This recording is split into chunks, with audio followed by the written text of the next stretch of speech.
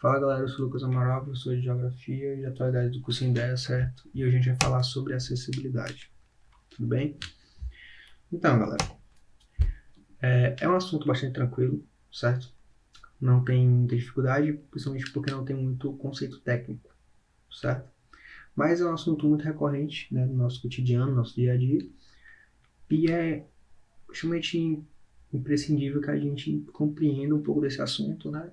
Para entender o que são nossos direitos e deveres enquanto cidadãos, certo? Então, galera, vamos começar, né? Primeiramente, o que é acessibilidade? Acessibilidade é a inclusão de produtos, serviços e informações. Ou seja, basicamente infraestrutura, né? Então, a gente tem que entender a acessibilidade como um pacote, certo? Pacote esse que vai dar autonomia, segurança e conforto para essas pessoas exercerem diariamente, né, esse papel como cidadão. Isso porque a acessibilidade ela é um dever nosso, da sociedade como um todo, das instituições públicas e privadas, e um direito das pessoas com deficiência, certo? Mas por que necessária acessibilidade, né? A gente se pergunta isso. Poxa, é um pacote que às vezes pode custar caro e tudo mais. Mas por quê? Gente, porque as pessoas com deficiências, elas não são limitadas no sentido de que elas não conseguem exercer um papel enquanto cidadão, certo? Essas pessoas, quando elas não recebem autonomia por meio da segurança e do conforto, por meio da infraestrutura, elas acabam se tornando indivíduos que vão estar vulneráveis socialmente, certo? Então, quando você proporciona esse pacote, né, esses produtos, serviços e informações, você coloca para essas pessoas o direito delas e também o dever de exercerem seu papel, né, de atuação social. Mas o que é deficiência, né? A gente também precisa entender o que é deficiência. Gente, a deficiência, de fato, ela vai depender do contexto. Isso porque as pessoas entendem a deficiência simplesmente como uma questão motora, uma questão psicológica, mas não é, certo? Quando a gente fala do modelo clínico, né, a gente passa a ter a deficiência como algo limitante do indivíduo, no sentido de que vai ser um problema que vai estar na pessoa ou que vai ser um problema da pessoa, certo?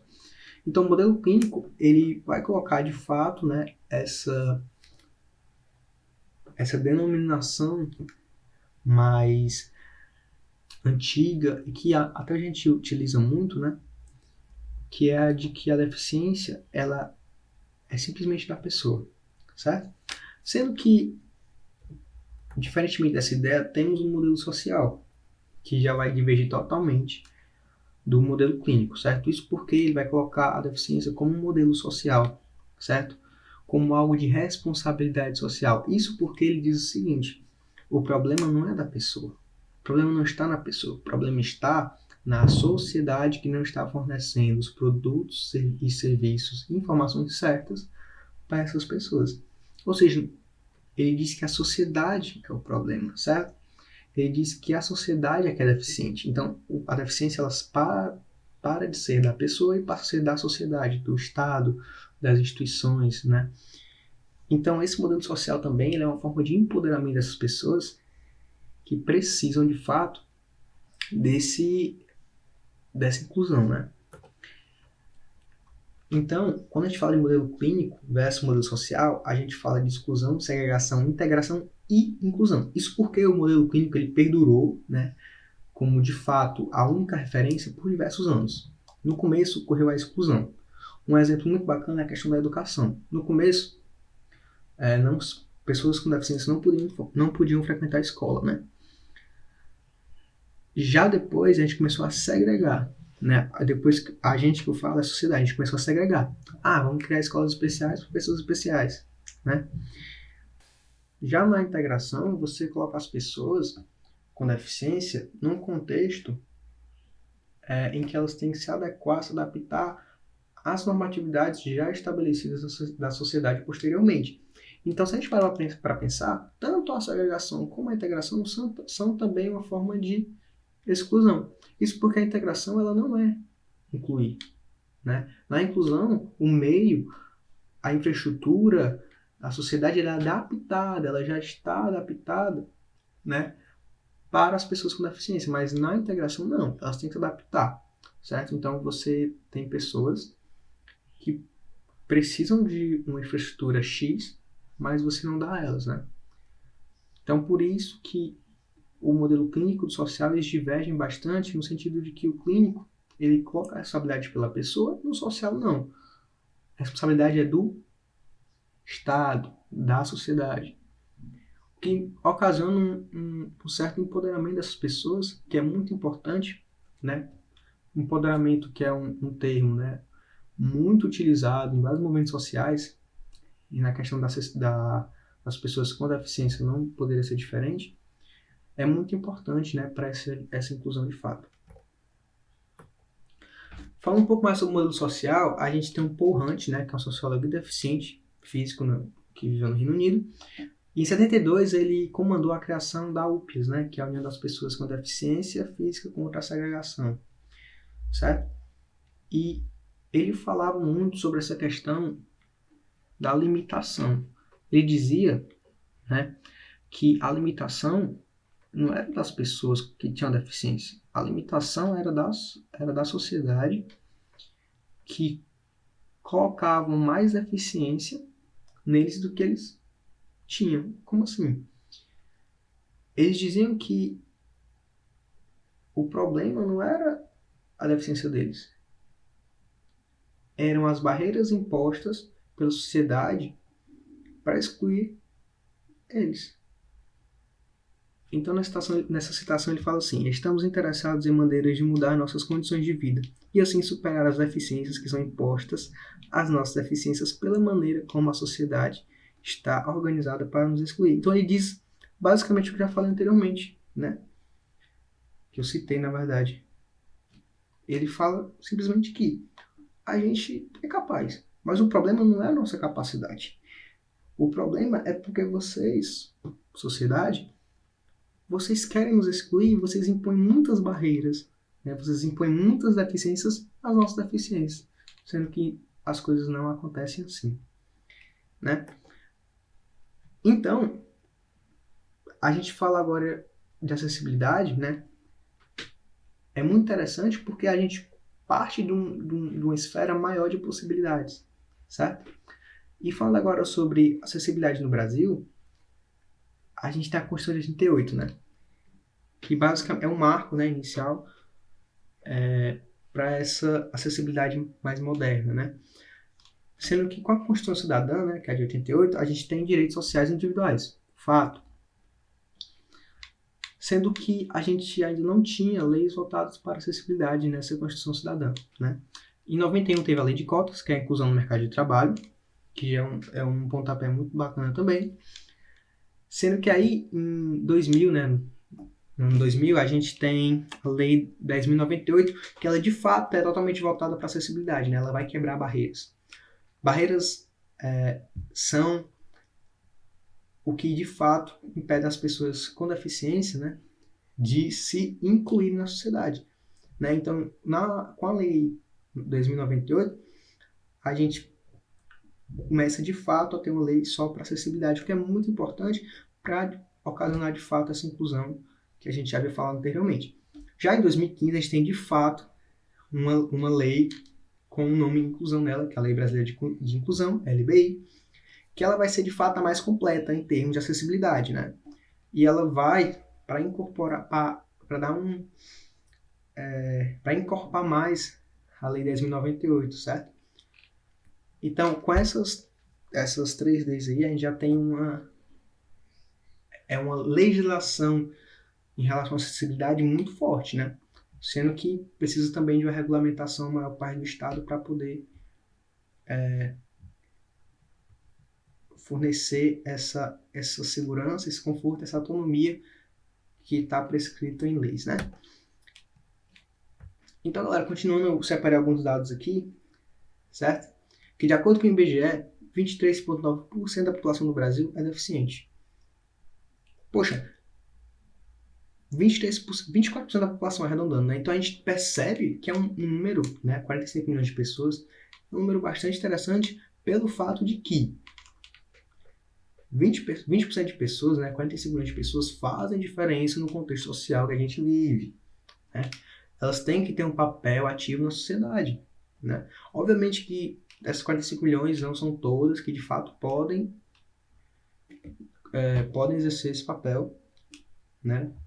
Tecnicamente falando, em questão de trabalhar, de ter um emprego numa empresa, certo? Mas boa parte desses deficientes também, eles conseguem contribuir para a sociedade, né? E as pessoas que não conseguem, né? Isso sim, ativamente falando, também não é culpa delas, certo? É uma questão natural, né? Infelizmente. Mas, desses 45 milhões, velho, boa parte pode contribuir e quer contribuir, mas para isso precisa de autonomia, conforto e segurança, que é um dever do Estado estabelecer.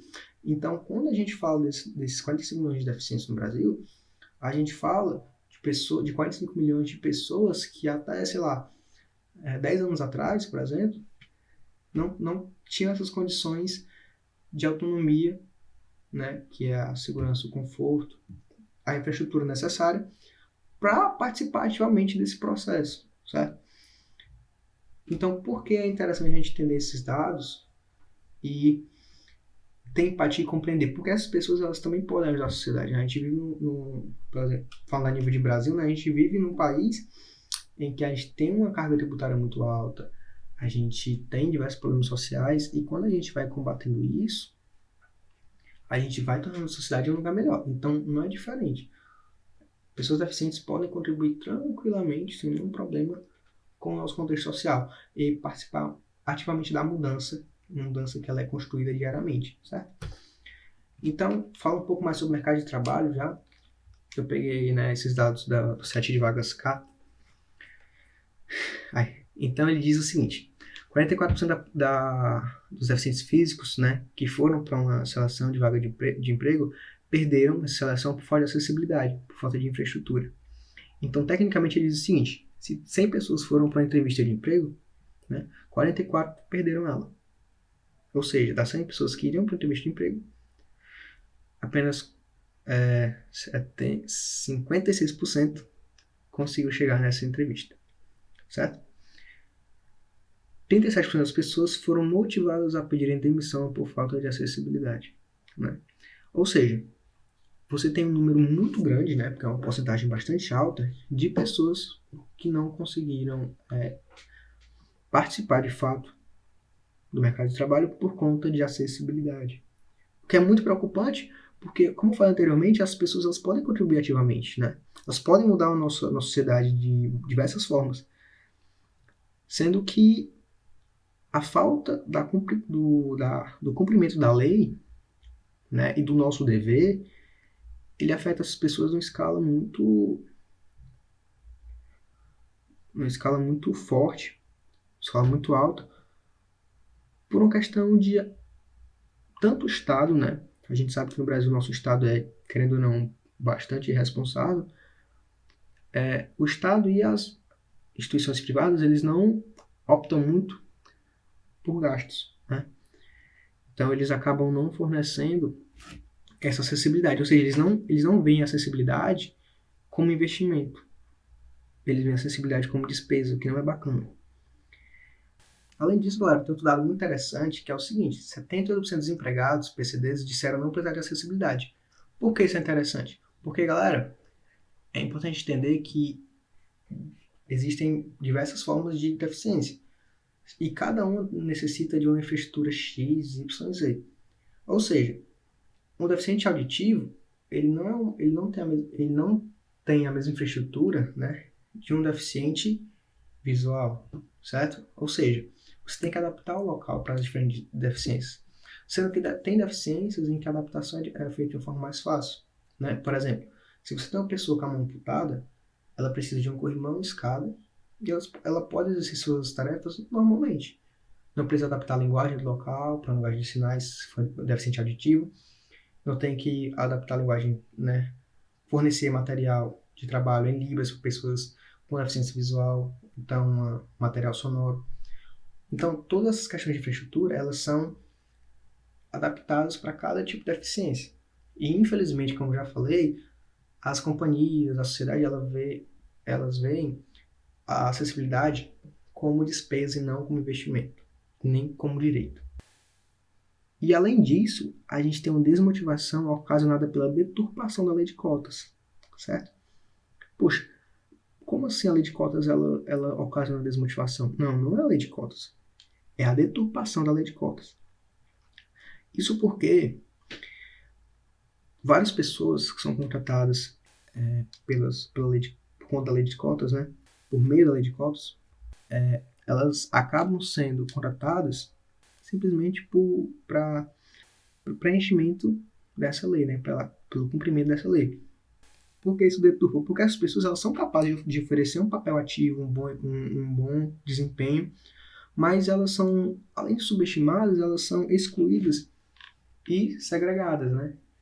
Quando ocorre a deturpação dessa lei, é por meio da simples admissão, mas sem plano de carreira futuro. Então as pessoas com deficiência se sentem desmotivadas, certo? Agora, falando um pouco mais sobre o mercado de trabalho também, a gente tem uma fonte chamada de Talento Incluir, que é uma empresa de consultoria, certo? E ela diz que 10% das companhias estão aptas para receberem trabalhadores com deficiência, apenas 10%. E 62% estão parcialmente aptas, certo? Ou seja, é um dado um pouco preocupante, porque 10% apenas das companhias está apta de fato. 62% está parcialmente apto. O que é esse parcialmente apto? É basicamente dizer que elas podem fornecer alguns serviços, né, de infraestrutura, né, de inclusão, mas a empresa ela não está 100%, o que é chato, porque a lei de cotas, agora falando um pouco mais matematicamente falando, ela já fornece poucas vagas, entre aspas, né? O número é importante, são quantidade de vagas importantes, mas é um número baixo. E quando você tem 60% só parcialmente apto, você vai ter uma exclusão maior porque ela está apta para qual necessidade que ela precisa atender. Então ela ocasiona uma exclusão maior. No sentido de que se a empresa está apta para, sei lá, por exemplo, né, contratar um deficiente motor, cadeirante, ela não necessariamente está apta para contratar um deficiente visual, deficiente auditivo. Então você acaba excluindo também, né? Você acaba sendo seletivo enquanto a deficiência e reduzindo ainda mais as oportunidades de algumas pessoas com certas deficiências, porque algumas, como por exemplo a auditiva, ela necessita de mudar a dinâmica da linguagem no local, né? Acrescentar a linguagem de sinais. Então, e na questão da visual, por exemplo, você precisa incluir, né, material que tenha ou um fornecimento de informação por meio de som, né, sonora, ou você precisa modificar o material para a linguagem de Braille, o que requer mais gastos, certo? Mas infelizmente, as companhias veem isso apenas como gasto e não como investimento, certo? Porque não enxergam essas pessoas erroneamente um potencial. Então, galera, foi isso. Obrigado pela atenção. Dicas de música, O Mundo é um Moinho, com a interpretação de Ney Matogrosso. Espero que tenham gostado da aula e sigam em frente e boa sorte, né? Valeu!